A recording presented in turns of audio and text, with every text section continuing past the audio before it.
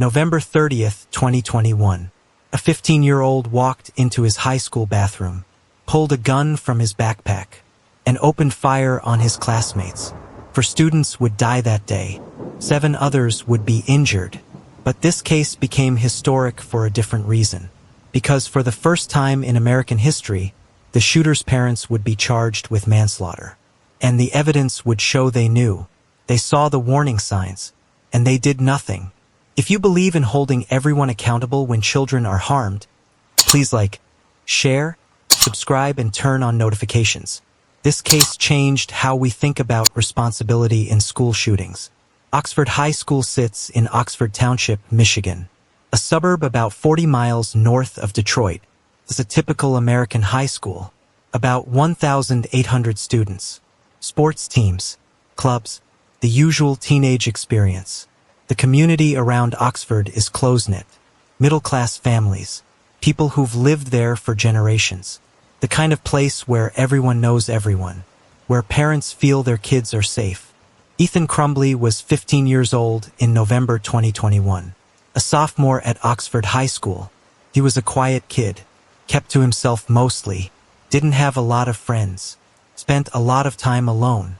He lived with his parents, Jennifer and James Crumbley, in a house in Oxford Township. Jennifer worked in real estate marketing. James worked various jobs. They appeared to be a normal family from the outside. But inside the Crumbley household, things weren't quite right. Ethan was struggling, had been for a while. He'd told his parents he was having disturbing thoughts, hearing voices, seeing things that weren't there. He'd asked for help, asked to see a therapist, asked for someone to talk to about what was happening in his head. His parents told him to suck it up, told him he was fine, told him he didn't need therapy. Jennifer Crumbley later wrote in text messages to friends that she didn't believe in therapy, said it was a waste of money, said Ethan just needed to toughen up, be less sensitive. So Ethan's mental health deteriorated. The thoughts got worse. The hallucinations intensified, and he had nobody to talk to. No professional help. No support system beyond parents who dismissed his concerns. At school, Ethan was isolated. He didn't participate in activities, didn't go to football games or dances, sat alone at lunch. Teachers noticed but didn't think too much of it. Lots of teenagers are loners. It doesn't necessarily mean something's wrong. His grades were okay. Not great, but passing. He showed up to class, did his work, didn't cause trouble. To his teachers, he was just another quiet kid. Unremarkable, forgettable. But Ethan was spending a lot of time online, on forums, looking at content about mass shootings, reading about other school shooters, researching their methods, their manifestos, their reasoning. He was obsessed with violence, with guns, with death. His online search history showed disturbing patterns. How to commit a school shooting, how to get away with it, what weapons work best. He was researching, planning, preparing, and his parents either didn't know or didn't care. They didn't monitor his internet usage, didn't check what he was looking at, didn't notice the increasingly dark path their son was going down. In fall 2021, Ethan's behavior at school started changing. He was always quiet, but now he seemed angry, agitated. Teachers noticed him staring off into space, muttering to himself, drawing disturbing images in his notebooks. One teacher saw drawings of guns, of people being shot, of violent scenes. She reported it to the school administration. They made a note of it but didn't take further action. Lots of teenage boys draw violent things. It's not necessarily a threat, because Ethan wasn't just drawing. He was planning. On November 26, 2021, Black Friday, James Crumbley took his 15-year-old son to a gun store. They were going to buy Ethan his first gun, an early Christmas present. They looked at several options. Ethan picked out a Sig Sauer 9mm handgun, semi-automatic, the kind of gun that can fire rapidly, that can cause maximum damage in a short amount of time. James purchased the gun, filled out the paperwork. The gun was registered to him, but it was for Ethan. Everyone understood that. Jennifer even posted on social media about it. Posted a photo of the gun with the caption "Mom and Sunday testing out his new Christmas present." His new Christmas present. A 9mm handgun. For a 15-year-old who'd been asking for mental health help. Who'd been showing signs of disturbance. Who'd been drawing violent images at school. The Crumbleys took Ethan to a shooting range. Let him practice with the gun. He posted photos on social media, holding the gun, aiming it, clearly comfortable with the weapon. Then they brought the gun home, kept it in their bedroom, in a drawer, unlocked. The ammunition kept nearby, also unlocked. Easy for anyone in the house to access. Michigan law doesn't require guns to be locked up. Doesn't require ammunition to be stored separately. It's the gun owner's choice, and the Crumbleys chose to leave it accessible. Over the Thanksgiving holiday weekend, Ethan spent time alone in his room, on his phone, on his computer, making plans, writing notes, preparing. On Sunday, November 28th, Ethan's behavior became more concerning. A teacher noticed him watching videos of gun violence on his phone during class. When confronted, Ethan said he was researching for a project. The teacher didn't believe him but didn't pursue it further. That evening, Ethan searched online for ammunition, for information about symptoms of mental illness, for how to know if you're going insane. He was deteriorating rapidly, and nobody was helping him. Monday, November 29th, the day before the shooting, Ethan was at school, acting strangely, talking to himself, laughing at inappropriate times, looking at students in ways that made them uncomfortable. One student later told investigators that Ethan had said something weird that day, something about how everything would change soon, how people would remember what happened. The student didn't think much of it at the time, just thought Ethan was being weird as usual. That night, Ethan barely slept. He was up late, on his phone, making final preparations, writing final thoughts, getting ready for what he planned to do the next day. Jennifer and James Crumbley were home, in the house, but they didn't check on their son, didn't notice anything wrong, didn't intervene. Tuesday, November 30th, 2021, the day everything changed. Ethan woke up that morning knowing what he was going to do. He got dressed, put on regular clothes, dark jeans, dark hoodie, packed his backpack, put the gun inside, put extra ammunition inside, zipped it up. He walked out to the school bus stop, got on the bus like any other day, rode to school with the gun in his backpack. None of the other students knew. The bus driver didn't know. Everything seemed normal, but nothing was normal. In a few hours, 4 students would be dead. 7 others would be wounded, and Oxford High School would become another name on the list of American school shootings.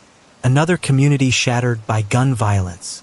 Another group of families destroyed. And the question everyone would ask afterward: could this have been prevented? Could someone have stopped Ethan Crumbley before he pulled that trigger?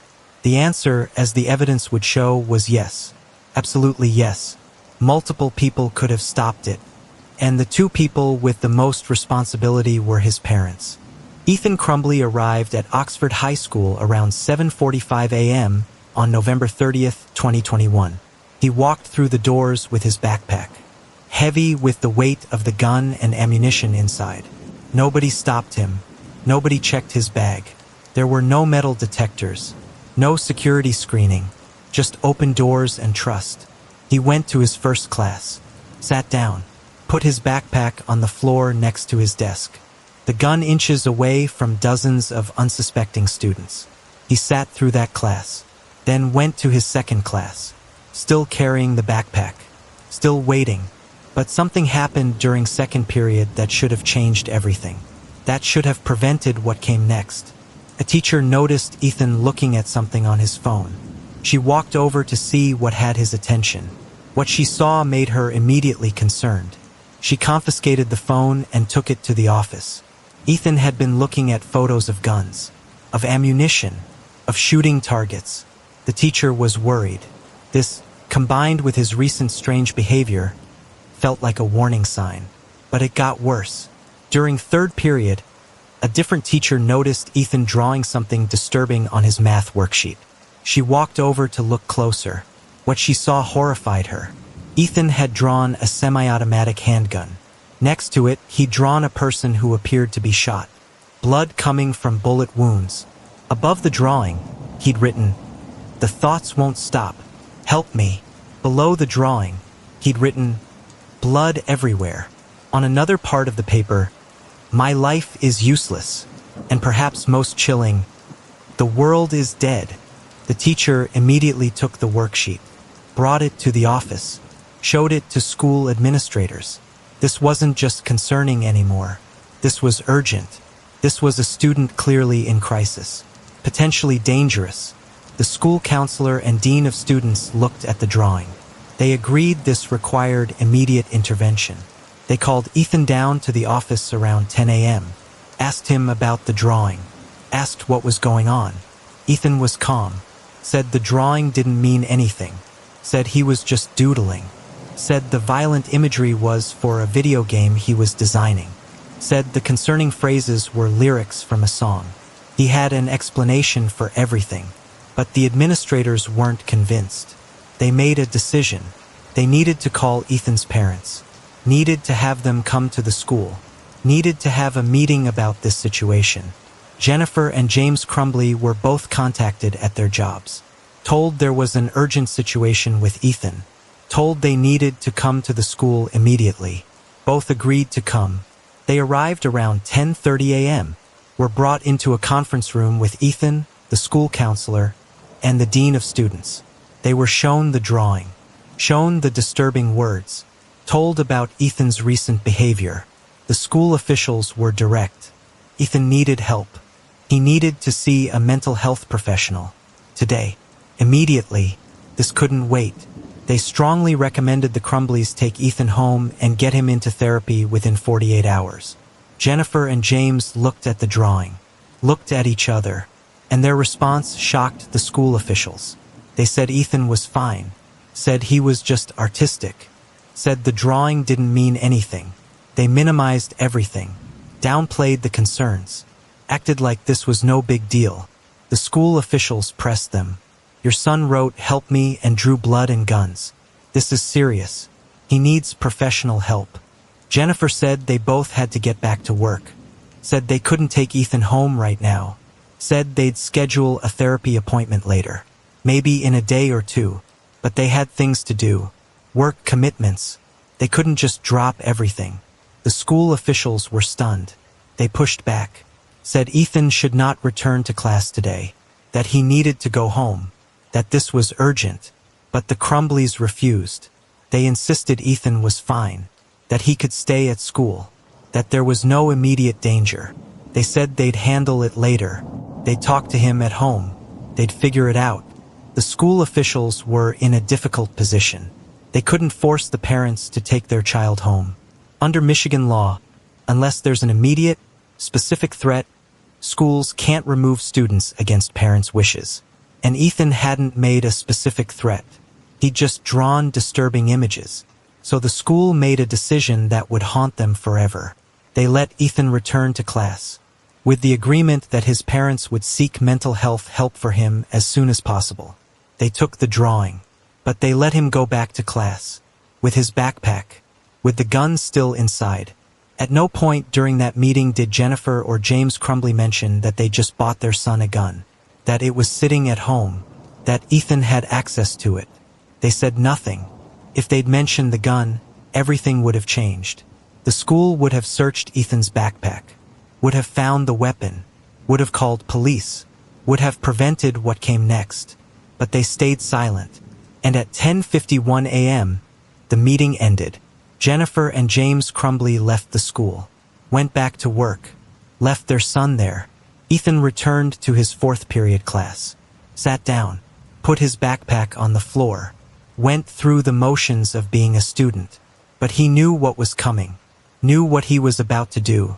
At 12:51 p.m., Ethan asked to use the bathroom. The teacher gave him permission. He picked up his backpack, walked out of the classroom. Nobody thought anything of it. Students take backpacks to the bathroom all the time. But Ethan didn't go to the bathroom. He went to a different bathroom, one near the science wing, less crowded, more isolated. He locked himself in a stall, opened his backpack, took out the Sig Sauer 9mm handgun, loaded it, chambered a round. Then he walked out. At 12:51 p.m., Ethan Crumbley opened fire in the hallway of Oxford High School. Students were between classes. The hallways were full. People everywhere, talking, laughing, moving from one classroom to another. Normal high school chaos. Then gunshots, loud, sharp, echoing through the hallways. Students started screaming, running, diving into classrooms, trying to get away. Ethan walked through the hallways firing, methodically, deliberately, aiming at students, pulling the trigger again and again. The first student hit was Tate Meyer, 16 years old, a junior, star of the football team, beloved by everyone. The bullet hit him in the chest. He collapsed. Students around him screamed, tried to help, but the shooter kept firing. Hannah St. Juliana, 14 years old, a freshman, on the basketball team, bright future ahead, shot in the hallway, fell, didn't get back up. Madison Baldwin, 17 years old, a senior, artist, just submitted her college applications, shot as she tried to run, killed instantly. Justin Schilling, 17 years old, a senior, bowling champion, planning to join the military. He was in the bathroom, tried to hide. Ethan found him, shot him. Justin would die 2 days later in the hospital. For students killed, 7 others wounded. In less than 5 minutes, Ethan fired approximately 30 rounds, walked through multiple hallways, could have killed more, but teachers had barricaded doors. Students had hidden in classrooms, locked themselves in, survived. If you believe in holding everyone accountable when children are harmed, please like, share, subscribe, and turn on notifications. This case changed how we think about responsibility in school shootings. At 12:56 p.m., 5 minutes after the shooting started, police arrived. They'd been called immediately when the first shots were heard. Deputies from the Oakland County Sheriff's Office entered the school, weapons drawn, searching for the shooter. They found Ethan in a hallway, hands up, gun on the ground. He'd stopped, surrendered, didn't resist, didn't try to run, just put his hands up and waited. He was arrested immediately, handcuffed, read his rights, taken into custody. Within minutes of starting his rampage, it was over. But 4 students were dead, 7 were injured, and hundreds were traumatized. Parents started arriving at the school, panicked, desperate, trying to find their children. Some found them alive, some found them injured, some would get the worst news of their lives. Jennifer and James Crumbley were both at work when the shooting happened. James was contacted first, told there'd been a shooting at the school, told to come immediately. He left work, started driving. Jennifer heard about the shooting on social media, saw posts about an active shooter at Oxford High, immediately texted Ethan, "Don't do it." That text would become crucial evidence later. Why would she text "don't do it" unless she suspected her son was the shooter? Unless she knew he had access to a gun? Unless she knew something terrible was possible? When James heard that Ethan was the shooter, he went home, went to his bedroom, checked the drawer where they kept the gun. It was gone. His 15-year-old son had taken the gun to school and killed 4 people with it. James called 911, reported that the gun used in the shooting was his, that it had been in his home, that his son must have taken it. He was cooperative with police, answered questions, didn't try to hide anything. Jennifer arrived at the school, was informed her son was the shooter. Her son had killed 4 students, wounded 7 others, used the gun they'd bought him just days earlier. The community was in shock. A school shooting, in Oxford, for dead students, 7 wounded, and the shooter was one of their own, a student they knew, a kid from their community. The investigation into the Oxford High School shooting began immediately. Police needed to understand what happened, how it happened, who was responsible beyond the shooter himself. Ethan Crumbley was taken to the Oakland County Jail. He was 15 years old, so initially there were questions about whether he'd be charged as an adult or a juvenile. But given the severity of the crime, for murders and 7 attempted murders, prosecutors quickly decided he'd be charged as an adult. On December 1st, 2021, one day after the shooting, Ethan was charged with 4 counts of first-degree murder, 1 count of terrorism causing death, 7 counts of assault with intent to murder, and 12 counts of possession of a firearm in the commission of a felony. The charges carried potential life sentences. Ethan was appointed a public defender. He was held without bond. He would remain in jail awaiting trial. But as investigators dug deeper into the case, they started looking at Ethan's parents, started examining what Jennifer and James Crumbley knew, what they'd done or failed to do, whether they bore any responsibility for what their son had done. The evidence they found was disturbing. The gun purchased 4 days before the shooting, the unlocked storage of the weapon, the meeting at school the morning of the shooting where they saw the disturbing drawing and refused to take Ethan home. Jennifer's text saying, "Don't do it," when she heard about the shooting. Prosecutors made a decision, a historic decision. They would charge Jennifer and James Crumbley with involuntary manslaughter. 4 counts each, 1 for each student who died. This had never been done before in the United States. Parents had never been charged with manslaughter for a school shooting committed by their child. There was no precedent, no roadmap, but prosecutors felt the evidence supported it. The theory was straightforward. Jennifer and James Crumbley's gross negligence created the situation that led to 4 deaths. They bought their troubled son a gun. They left it accessible. They ignored clear warning signs. They refused to take him home when the school said he needed help. Their actions or inactions directly contributed to the deaths of 4 students. On December 3, 2021, prosecutors announced the charges against Jennifer and James Crumbley. The legal community was stunned. The nation watched. This was unprecedented. This could change how school shootings were prosecuted going forward. But there was a problem. When the charges were announced, Jennifer and James Crumbley disappeared. They didn't turn themselves in. They didn't show up at the jail. They vanished. A manhunt began. U.S. Marshals were involved. Police searched for them. Were they fleeing? Were they planning to run from the charges? They were found hours later in a commercial building in Detroit, hiding. They were arrested, brought into custody. Both claimed they weren't fleeing. They said they were scared, didn't know what to do. Their attorney said they'd always planned to turn themselves in. But prosecutors didn't believe it. They argued the Crumbleys had withdrawn $4,000 from an ATM, had shut off their phones, had hidden in Detroit. They were fleeing. They were trying to escape responsibility. Jennifer and James were held on $500,000 bond each. Initially, they couldn't post it. They stayed in jail while awaiting trial. As the legal process began, more details emerged about the Crumbley family, about Ethan's home life, about what his parents knew. The evidence painted a damning picture. Text messages between Jennifer and her friends showed she was aware Ethan was struggling. In messages from months before the shooting, she wrote that Ethan was messed up and weird. She joked about his mental health issues, minimized his problems, never seriously considered getting him help.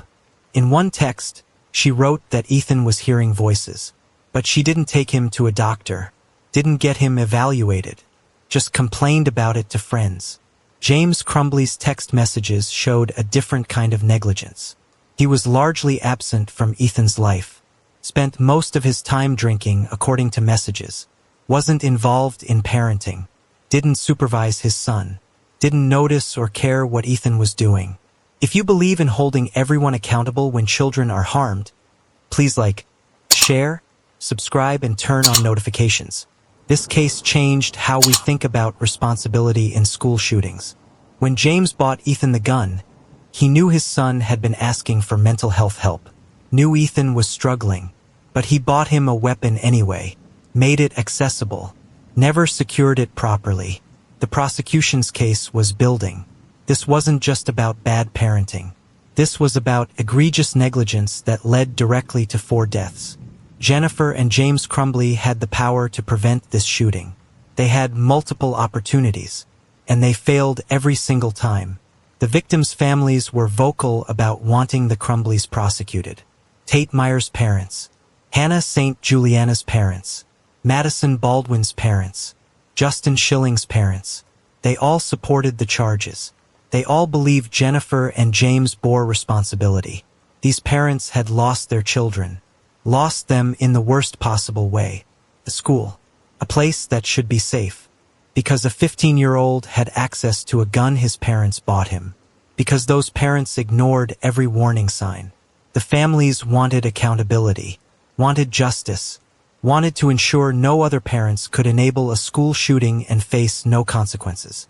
As 2022 began, the legal process continued.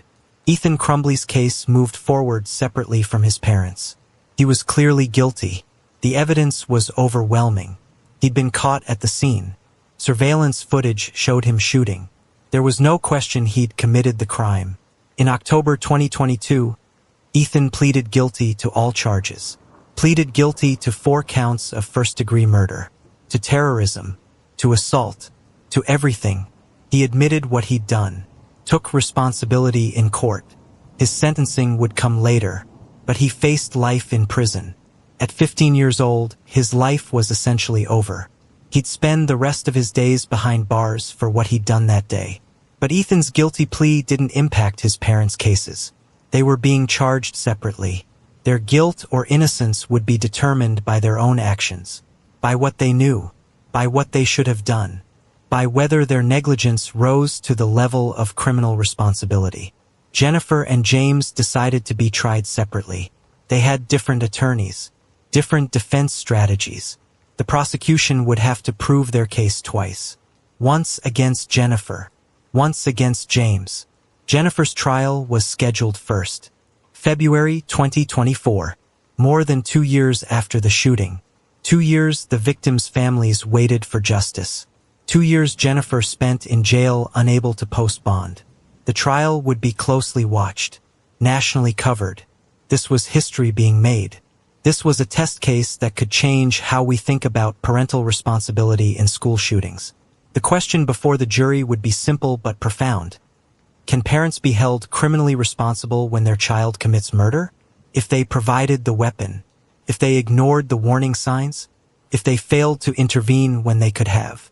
The answer would come from 12 jurors in Oakland County, Michigan, and it would reverberate across the country.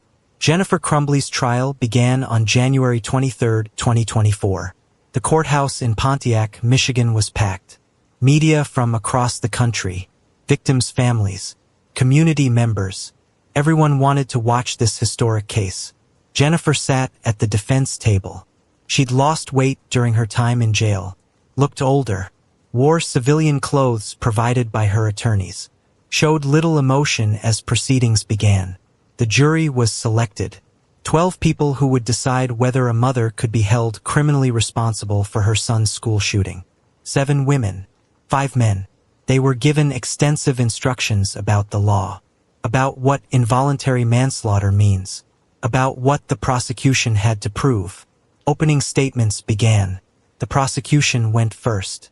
Oakland County Prosecutor Karen McDonald stood before the jury. This case is about gross negligence, about a mother who had the power to prevent a tragedy and chose not to. Jennifer Crumbley bought her 15-year-old son a gun. She left it accessible.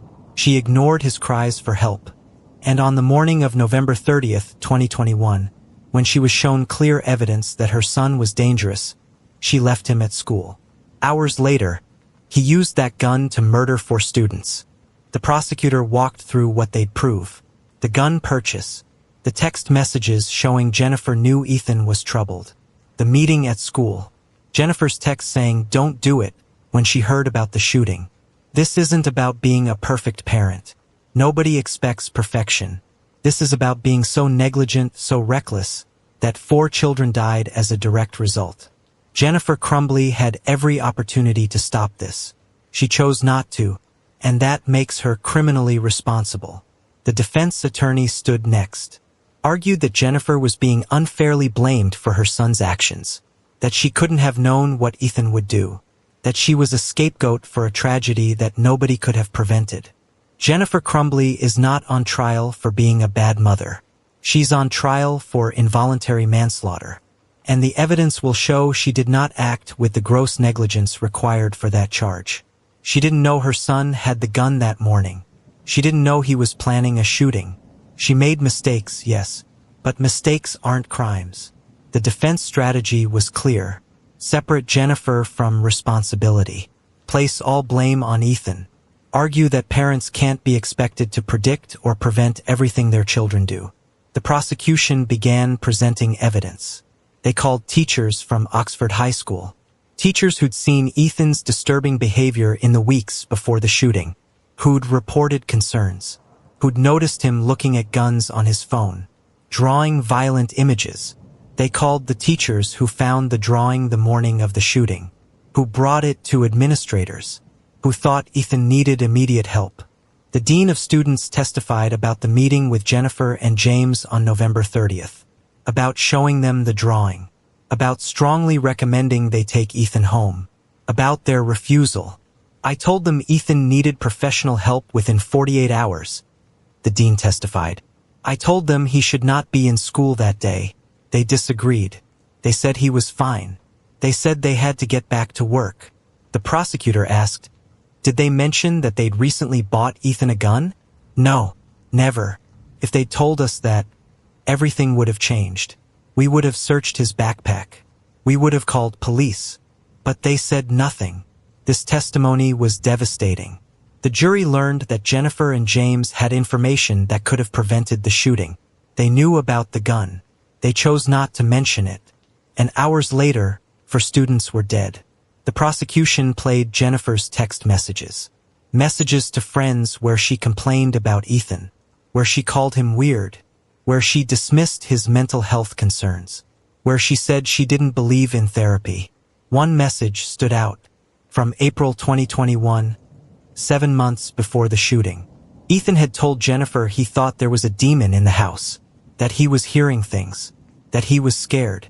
Jennifer's response in text to a friend, LOL, I'm still trying to figure out how to parent this weird kid. LOL. She laughed about her son's cry for help, dismissed it as him being weird, never got him evaluated, never took it seriously. The prosecution also showed Jennifer's social media posts, including the one from November 27th, the day after they bought the gun. The post showing the Sig Sauer with the caption Mom and Sunday testing out his new Christmas present. She'd advertised that her troubled teenage son had a gun, had access to a weapon, and then left it unlocked in her bedroom. The gun store employee who sold James the gun testified, confirmed that Ethan was there, that it was clear the gun was for Ethan, that Jennifer and Ethan came back the next day for shooting practice. The prosecutor asked, did anyone in the Crumbley family ask about gun safety? About lock boxes? About secure storage? No, the employee answered. They didn't purchase any safety equipment. No lock, no safe, nothing. Forensic evidence was presented. The gun used in the shooting was confirmed to be the Sig Sauer purchased on November 26th. Ballistics matched. Ethan's fingerprints were on the weapon. So were James's. The gun had been taken from the Crumbley home that morning. Text messages from Jennifer to Ethan were shown. On the morning of November 30th, before the meeting at school, Jennifer had texted Ethan, let's get through the day, then we will figure this all out. This showed Jennifer knew something was wrong, knew Ethan was struggling, but her solution was to get through the day, to deal with it later. Later never came, because by end of day, four students were dead. Then came the text she sent when she heard about the shooting. Ethan, don't do it. The prosecution hammered this point.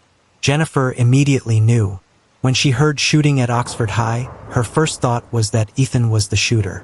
Because she knew he had access to the gun. Because she knew he was troubled. Because on some level, she knew this was possible. The defense cross-examined witnesses, tried to create doubt, argued that lots of parents buy their teenage kids guns in Michigan. That's normal there. That's not negligent. They argued that the school should have searched Ethan's backpack. that school officials had just as much responsibility to prevent this, that placing all blame on Jennifer was unfair. But the prosecution's case was strong. The evidence kept mounting, text after text, decision after decision, opportunity after opportunity. Jennifer had to prevent this tragedy. And every time she chose wrong, the prosecution called more witnesses, friends of Jennifer Crumbley who'd received text messages from her about Ethan, about his behavior, about his mental health. One friend testified that Jennifer had told her in summer 2021 that Ethan was going through something dark, that he was having disturbing thoughts, that she was worried about him. The prosecutor asked, "Did Jennifer say she was getting Ethan professional help for these dark thoughts?" "No," the friend answered. "She said she didn't have time for that. She said he'd be fine." Another friend testified about Jennifer's priorities, about how Jennifer spent her time. The testimony revealed that Jennifer was having an affair, was spending significant time and money on horses, was focused on her hobbies and interests, but couldn't find time to get her son mental health treatment. Text messages showed Jennifer spending hundreds of dollars on riding lessons and horse care. But when Ethan asked for therapy, she said it was too expensive, said they couldn't afford it. The prosecution's point was clear. Jennifer had time and money for what mattered to her. But her son's mental health wasn't a priority. His cries for help went unanswered, and that negligence was criminal. Mental health experts testified for the prosecution. They reviewed Ethan's journal entries that had been recovered, reviewed his text messages to Jennifer, reviewed the warning signs. One psychologist testified, Ethan Crumbley showed clear signs of someone in crisis. The hallucinations, the violent ideation, the requests for help. Any reasonable parent would have sought immediate professional intervention. The prosecutor asked, if Ethan had received proper mental health treatment, could this shooting have been prevented? It's impossible to say with certainty, but professional intervention absolutely could have changed the outcome. At minimum, if Ethan was in treatment, the therapist would have been another layer of oversight. Another person watching for warning signs. Another opportunity to prevent violence. The defense brought their own experts, tried to argue that nothing Jennifer did or didn't do caused the shooting, that Ethan alone was responsible for his actions. But the prosecution's case was about foreseeability, about whether a reasonable person in Jennifer's position should have known her son was dangerous, should have known giving him access to a gun was reckless, should have known that leaving him at school on November 30th was negligent. Then came the moment everyone was waiting for. Jennifer Crumbley took the stand in her own defense. This was risky. Defendants don't have to testify, often shouldn't testify. But Jennifer's attorneys felt they needed the jury to hear from her, to humanize her, to let her explain herself. Jennifer sat in the witness box. Her attorney asked her to walk through her relationship with Ethan. She described him as a normal kid, said they had a good relationship, said she loved him. She testified about the gun purchase, said it was James's idea, said she went along with it because lots of families in Michigan have guns, said she thought it would be a bonding activity for James and Ethan. She claimed she didn't know the gun wasn't properly secured, said she thought James had locked it up, said she never checked, said she assumed he was being responsible. This testimony conflicted with evidence. Text messages showed Jennifer knew where the gun was kept, knew it was in their bedroom drawer. She'd sent texts referencing going to get the 9mm from the drawer. Her attorney asked about the meeting at school on November 30th. Jennifer said she was shocked by the drawing, said she didn't know what to make of it, but she said Ethan seemed calm, seemed fine, said he explained it was for a video game design. She testified that the school officials said Ethan could stay at school, that they didn't insist he leave, that if they'd been truly concerned, they would have sent him home regardless of what she said. She said she planned to get Ethan help that evening, was going to research therapists, was going to make calls, but she never got the chance because the shooting happened. Then came the prosecution's cross-examination. This is where Jennifer's testimony fell apart. The prosecutor asked about Jennifer's text to Ethan when she heard about the shooting. The one that said, "Don't do it." Why would you text your son, "Don't do it," if you didn't suspect he was the shooter? Jennifer stammered. "I don't know. I was panicked. I wasn't thinking clearly. But your first instinct was that your son was the shooter. Why?" "I don't know.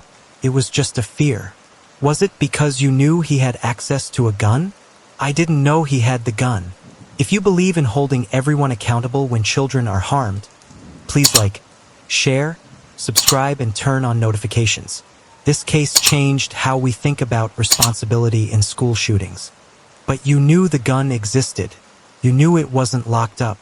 You knew your son had been asking for mental health help. And when you heard shooting at his school, you immediately thought of him. Correct. Jennifer couldn't answer effectively. Her explanation didn't make sense.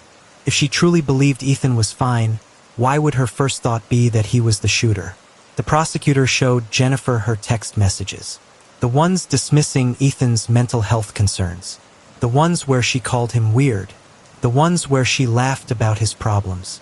You texted that Ethan told you about a demon in the house. That he was hearing voices. What did you do about that? "I thought he was being dramatic." Did you take him to a doctor? A therapist? A counselor? No. Why not? "I didn't think it was serious." Your son told you he was hearing voices and seeing things that weren't there. And you didn't think that was serious. Jennifer had no good answer. The jury watched her struggle. Watched her try to justify the unjustifiable. The prosecutor asked about the morning of November 30th. About the meeting at school. About the drawing with "Help Me" written on it. When you saw that drawing, when you saw your son write "Help Me," what did you do? "We talked to him about it." "For how long?" "I don't know. A few minutes." "And then you went back to work?" "Yes." "Did you take the gun out of your house that day?" "No." "Did you check if the gun was still there?" "No." "Did you tell the school that your son had access to a gun?" "No." "Why not?" "It didn't occur to me." It didn't occur to you that when your troubled son draws guns and blood and writes "Help Me," you should mention that he has access to a real gun? Jennifer couldn't explain it. Had no reasonable answer. The jury could see it.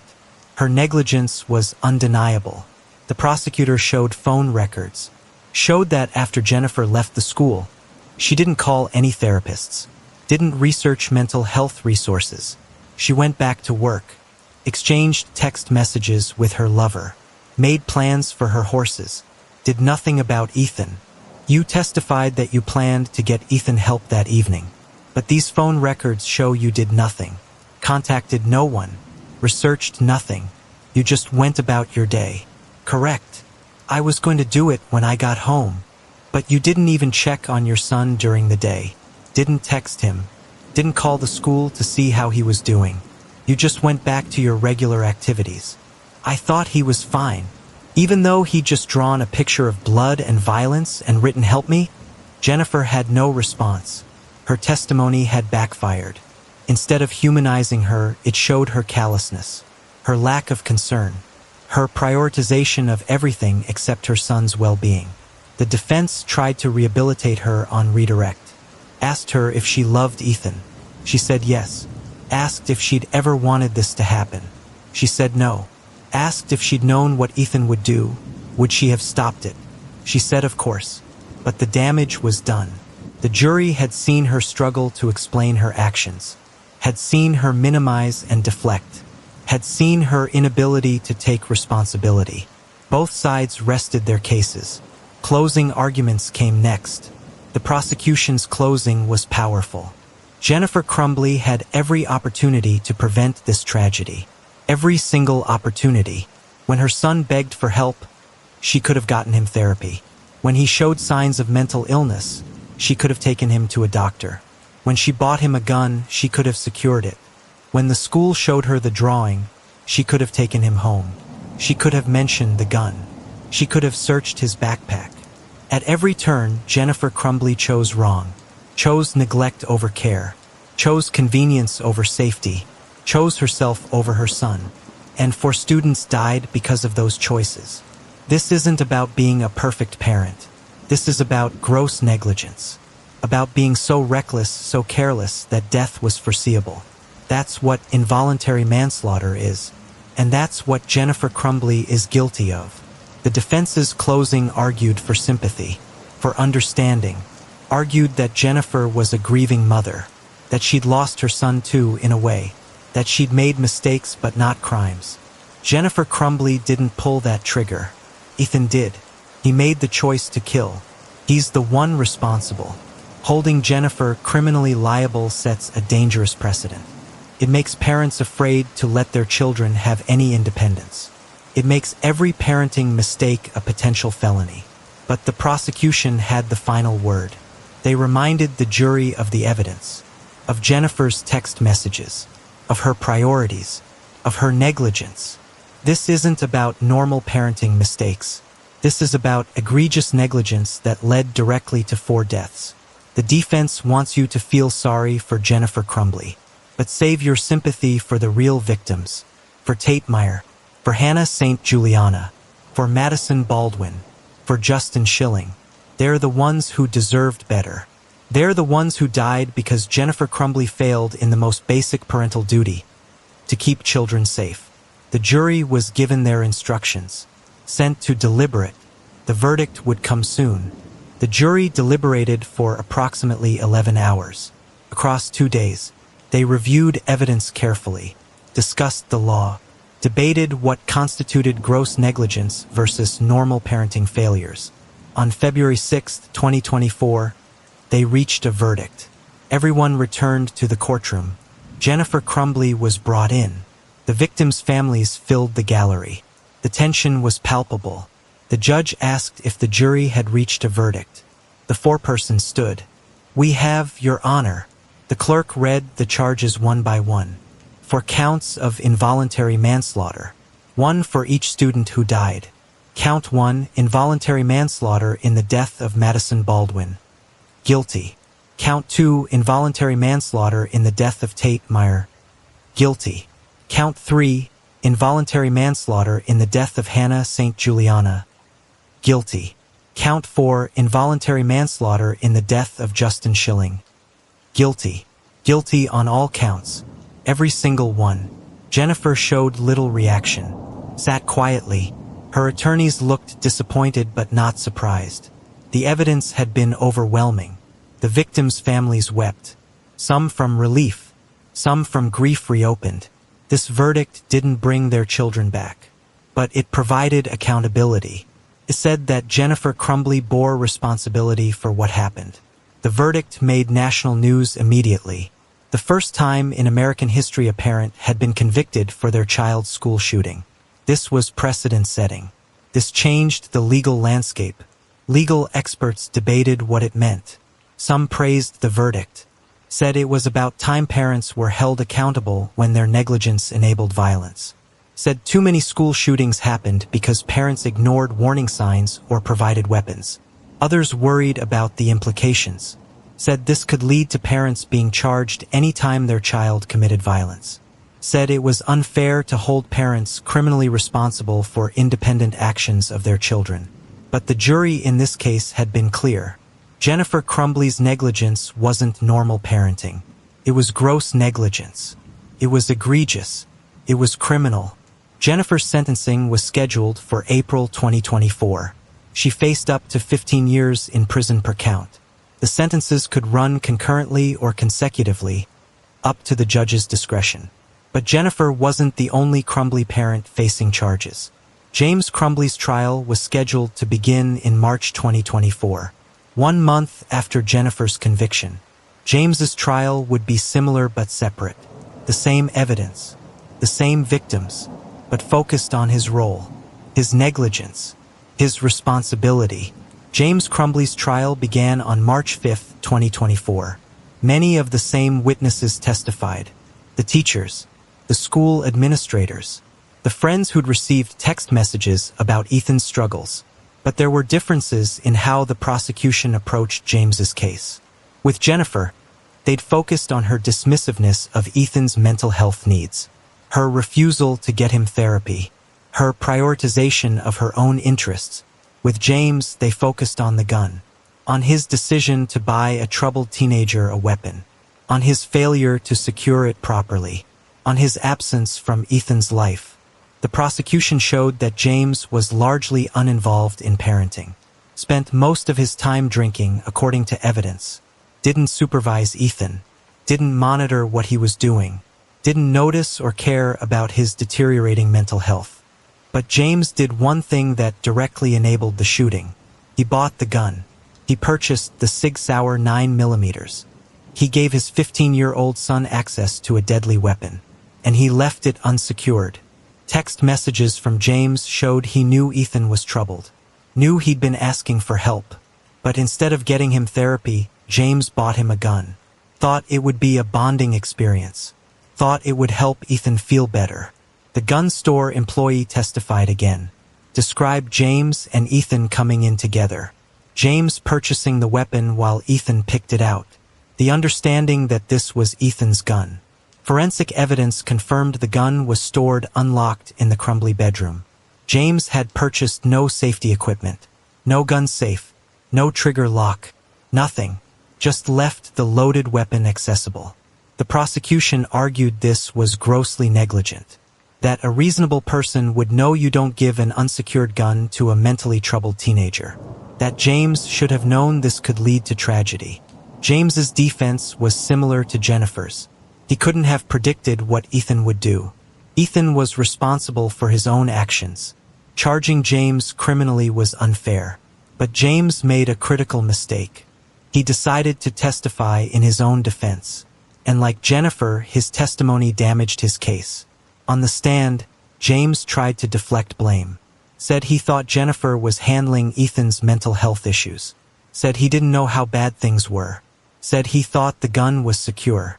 But text messages contradicted him. Messages showed James knew where the gun was kept. Knew it wasn't locked. Knew Ethan had access to it. The prosecutor's cross-examination was brutal. Asked James why he bought a gun for a teenager he knew was struggling. Asked why he didn't secure it. Asked why he didn't take Ethan home from school on November 30th. James had no good answers. Like Jennifer, he minimized, deflected, tried to avoid responsibility. The prosecution showed that James had checked on the gun after the shooting, had gone home, had looked in the drawer, had confirmed it was gone. This showed he knew exactly where it was kept and that Ethan had access to it. You knew that gun was in your drawer, unsecured, and your troubled son could access it. Correct. I thought he knew better than to touch it. You thought a 15-year-old boy with mental health issues, who'd been begging for help, who'd been drawing violent images, would just not touch the gun you bought him? That was your safety plan. James had no response. The negligence was undeniable. Closing arguments mirrored Jennifer's trial. The prosecution argued gross negligence. The defense argued unfair blame. The jury deliberated. On March 14, 2024, they reached a verdict.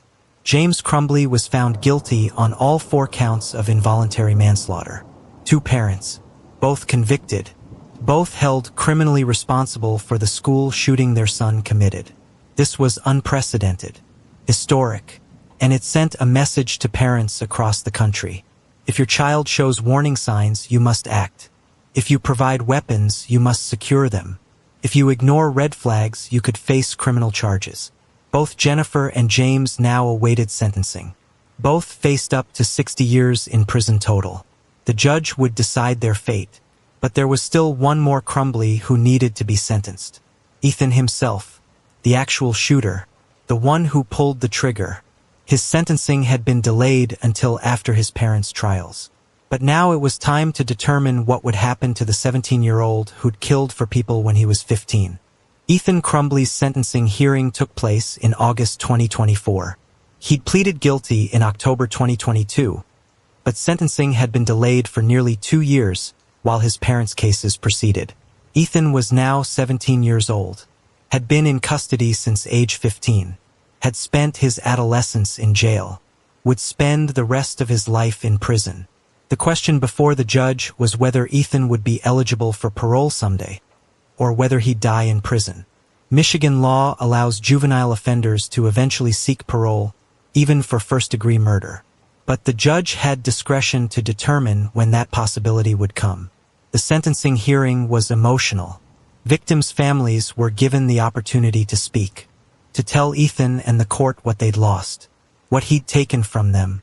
Tate Myers' parents spoke about their son, the football star, the kid who'd do anything for anyone, who died trying to help others during the shooting, who was a hero in his final moments. Ethan Crumbley, you took our son from us. You ended his life when it had barely begun. Tate had dreams, had plans, had a future. You stole all of that. You stole him from us. And we will never forgive you. Hannah St. Juliana's parents spoke about their daughter, the basketball player, the artist, the bright light who made everyone around her happier, who died terrified and alone in a school hallway. Our daughter was 14 years old. 14. She should be in high school right now, should be playing basketball, should be planning for prom. Instead, we visit her grave. Because of you. Madison Baldwin's parents spoke about their daughter, the senior who'd just submitted college applications, who was planning her future, who was going to change the world. Madison had everything ahead of her. She was going to college, was going to make a difference. You took all of that away. You killed our daughter for no reason. There's nothing you can ever do to make this right. Justin Schilling's parents spoke about their son, the bowling champion, the kid who wanted to join the military and serve his country, who survived the initial shooting but died 2 days later in the hospital. Justin fought to stay alive, fought so hard, but the injuries you caused were too severe. We had to say goodbye to him in a hospital room, had to watch him die, because you decided to bring a gun to school and start shooting. The students who'd been wounded spoke about their physical injuries, about the surgeries and recovery, about the emotional trauma, about the nightmares, about being afraid to go to school, about PTSD that would last forever. One student said, I was shot in the hallway. I thought I was going to die. I was 15 years old and I thought that was it. I survived, but part of me died that day anyway. I'm not the same person I was before. I never will be.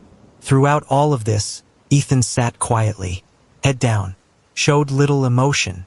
He'd been given the opportunity to speak if he wanted, to apologize, to explain, to say something. His attorneys advised against it, said anything he said could be used in his parents' appeals, said silence was safer. But Ethan decided to speak anyway. He stood, faced the victims' families. His voice was quiet but clear. I want to say I'm sorry. I know that's not enough. I know nothing I say can fix what I did. But I am sorry.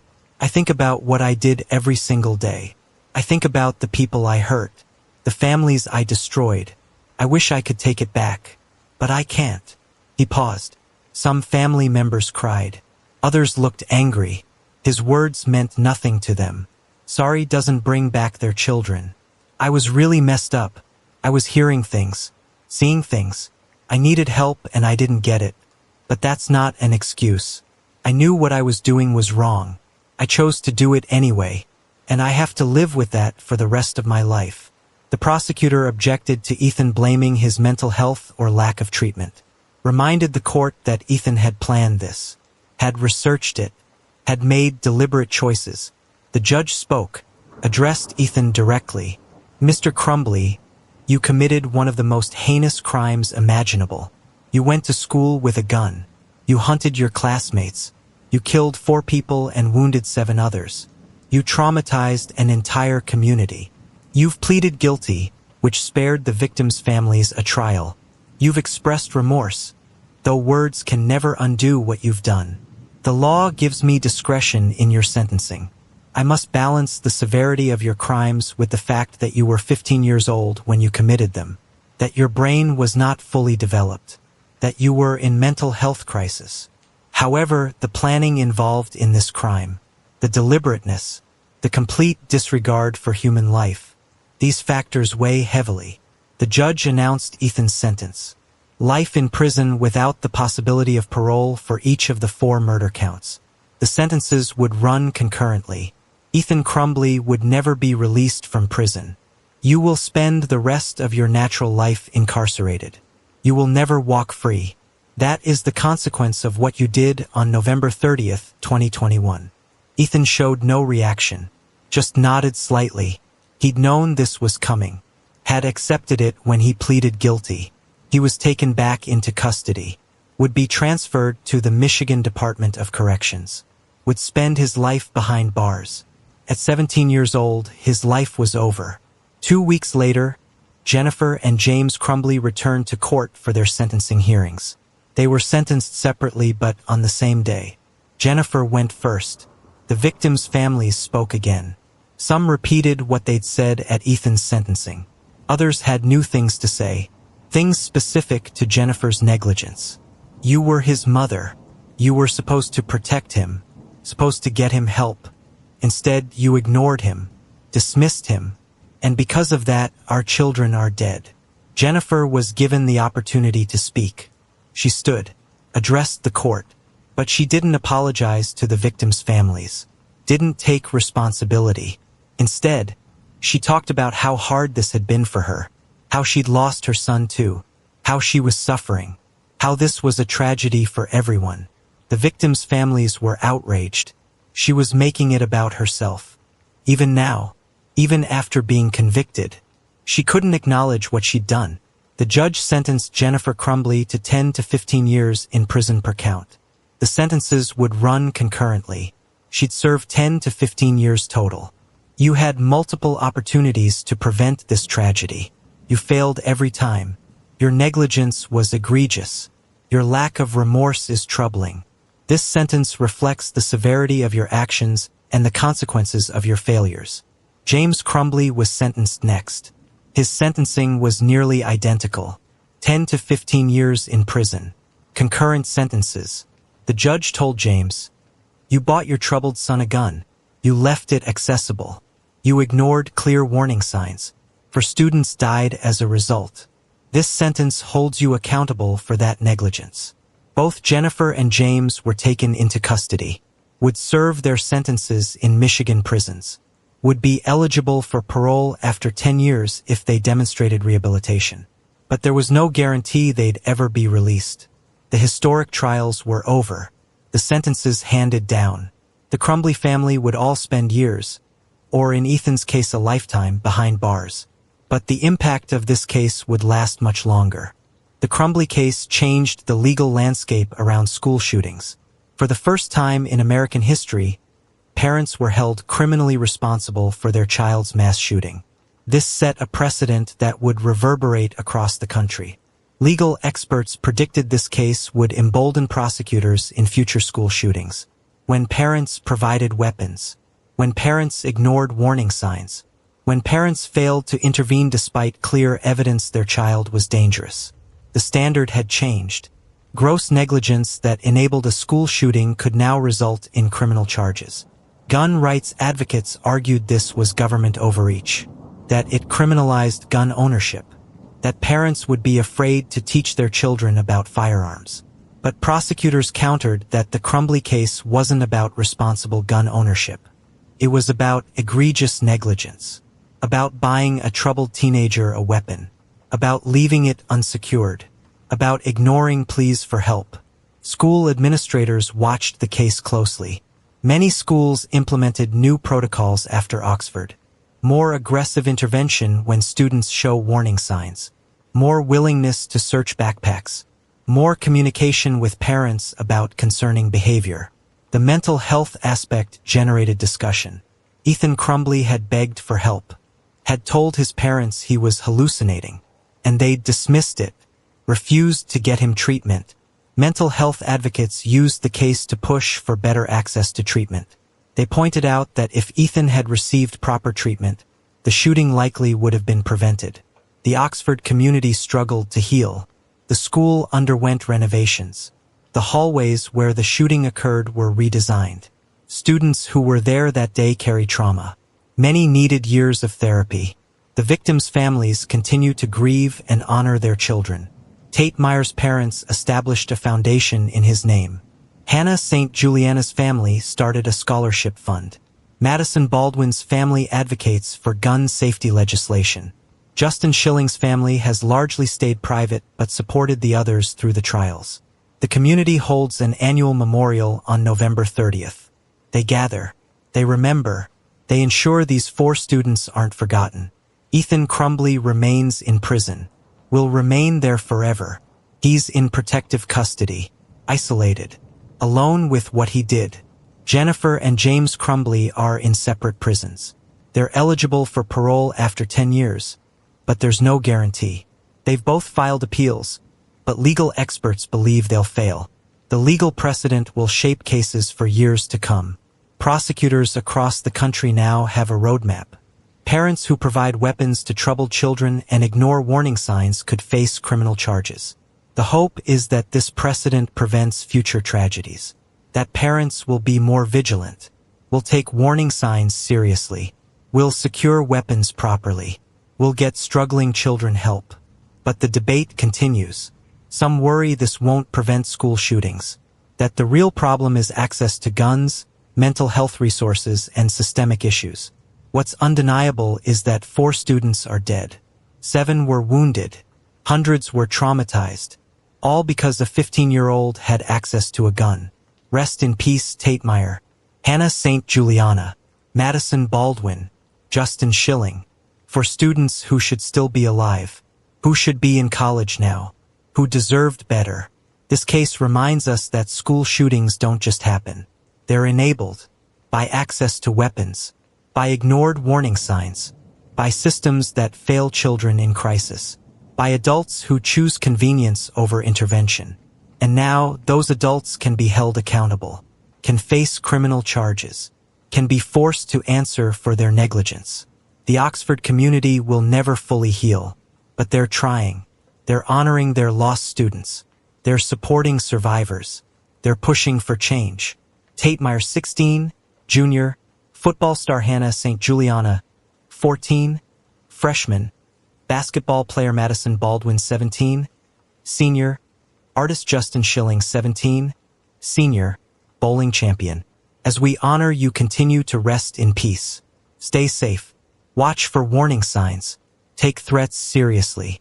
Secure weapons properly. Get struggling children help. Because lives depend on it. Like, share, subscribe, and hit the notification bell. I'll see you in the next case.